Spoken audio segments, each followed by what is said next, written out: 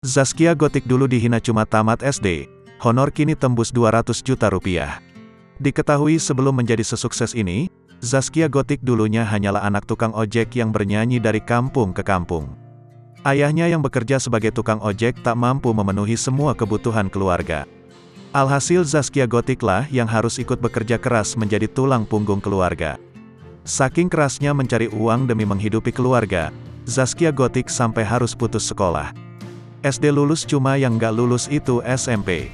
Karena kelas 2 SMP mau naik kelas 3 itu nyanyi setiap hari, kata Zaskia Gotik saat menjadi bintang tamu Pagi-Pagi Ambyar edisi Rabu, tanggal 15 September tahun 2021, dikutip tribunjatim.com dari Tribun Trends.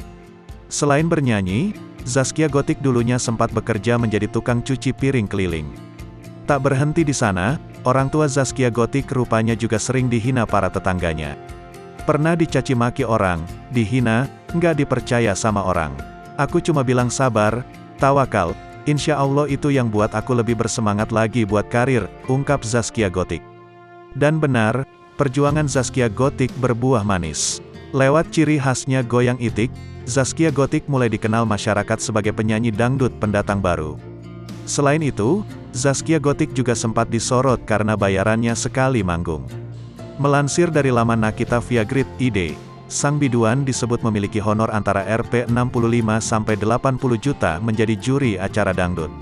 Tak hanya itu, ia disebut bisa mengantongi honor senilai 200 juta rupiah dalam sekali manggung. Tak hanya sukses menjadi artis, Zaskia Gotik rupanya juga sukses mendapat jodoh terbaik.